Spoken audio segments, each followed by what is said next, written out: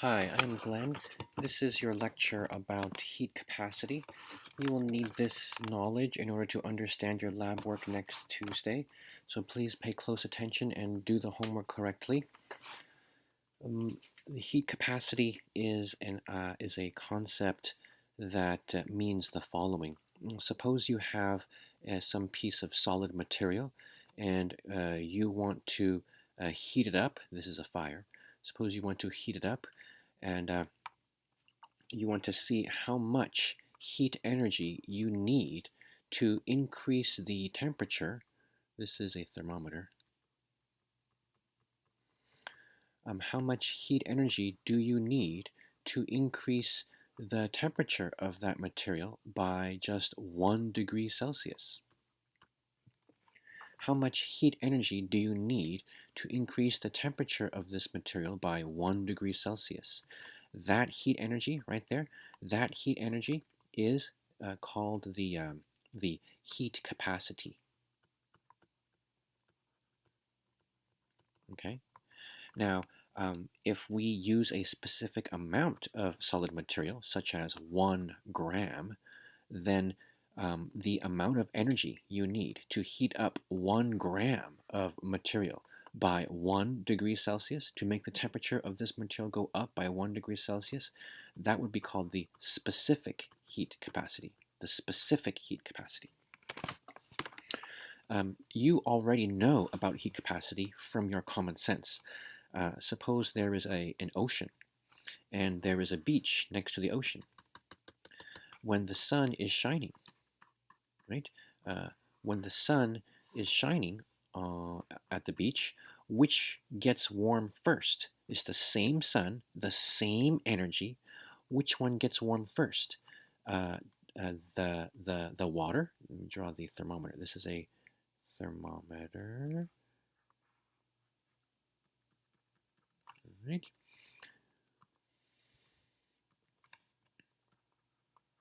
Which one gets warm first? The water or the sand?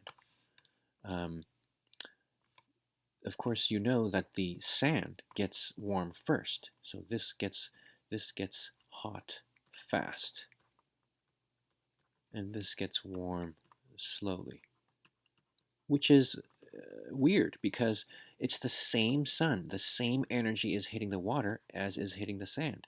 In fact, I think you may argue that maybe more. And so if we are just interested in the water right here and the sand right here, oftentimes there is more energy hitting the sand than the water. I'm sorry. Oftentimes there is more energy hitting the water than the sand, because on the sand you have people with umbrellas. This is an umbrella. This is people. People with umbrellas creating shade on the sand, so there's less heat energy hitting the sand, but still, the sand gets hot faster than the water. Why is that? It's because sand has the lower heat capacity, the lower specific heat capacity. What does that mean?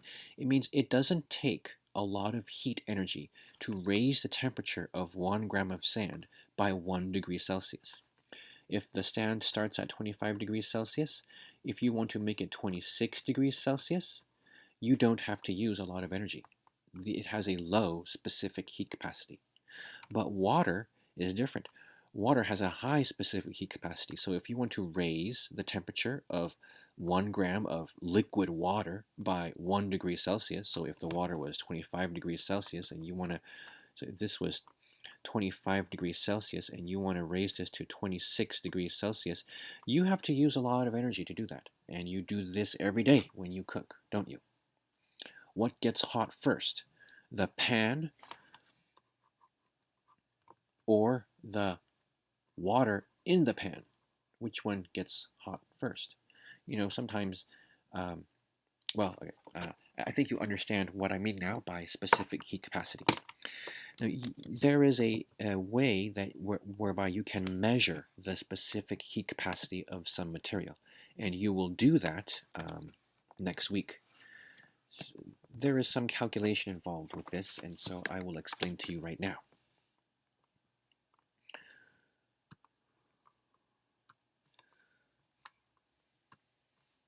Okay, suppose you have some piece of metal or some solid, and you want to, this is the solid right here, and you want to know the specific heat capacity. You want to know how much energy it takes to raise this by 1 degree Celsius. I mean, to raise 1 gram of this by 1 degree Celsius.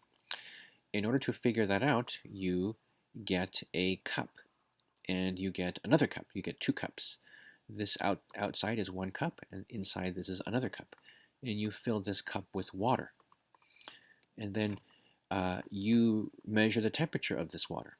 Let's say the temperature of this water is 23.1 degrees Celsius. Okay, that's good. You also measure the mass of this water. Let's suppose the mass of this water is 100.111 grams. Okay, so this is the mass, and this is the initial temperature, or I'll say the cold temperature, T cold. Perhaps I should say initial temperature so that you don't get confused. This is the initial temperature of the water, right? And the next thing you do is you heat up this piece of metal. So we heat this metal to a high temperature. Let's say we make this hot. So this T metal, the T metal, that word is metal.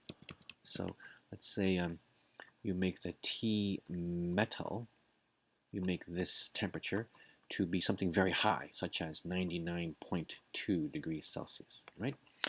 And then you put the metal into this water. I know what you are thinking. You are thinking, why did Glenn draw 2 cups? Yes, Glenn drew 2 cups because when you put the metal into the water, you want to make sure that all of the heat from this hot piece of metal goes into the water. You do not want heat going out into the world, because then you cannot measure that heat. It's hard to know how much heat went out into the outside world. This is why you use 2 cups. If you use 2 cups, it is hard for the heat to go out into the outside world, and so most of the heat will be captured by the water. All right? Now, why do we want the heat to be captured by the water? That's a good question. We want the heat to be captured by the water because when the heat is captured by the water, you can measure that heat. So this is the water. This is the water with the hot piece of metal in it, right? And when you measure the temperature of this water, the temperature is now something different. Perhaps it is 34.1 degrees Celsius. This temperature, this is the T final. It is the final temperature of the water. The water got hot because you put a hot piece of metal in it. Okay? So this is why you want the water to collect all of the heat from the metal. It's because you can measure the temperature of the water very easily. Just use a thermometer. So when you measure the temperature of the water, you are measuring how much heat the water collected. Okay, now there is a difference between temperature and heat. It's a very important difference, and you have experienced this difference before. This is you, and this is a stove, and this is a pan, and this is, there's something frying in this pan, perhaps an egg or something, and the oil in the pan, as you fry it, it may come out and hit you, and then ouch, that hurts, or maybe it itches, but you can use your hand and you can brush that off and you are okay. No problem. Am I right? Now, suppose this is you, and this is the pan, and this is the hot stove, and in this second picture, let's say all of the oil hits you. All of the oil hits you. All of it, not just a piece of it, but all of the oil goes on you. Can you then use your hand and brush that off and you are okay? No. So the oil in this picture, perhaps it was maybe 200 degrees Celsius. The oil in this picture, perhaps it was maybe 200 degrees Celsius.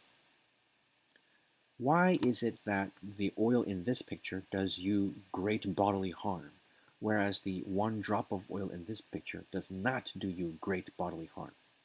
It is because even though the temperature of the oil is the same, and even though the temperature of this drop of oil might also be the same, the amount of heat that hits your body is not the same. So heat is a measure of energy.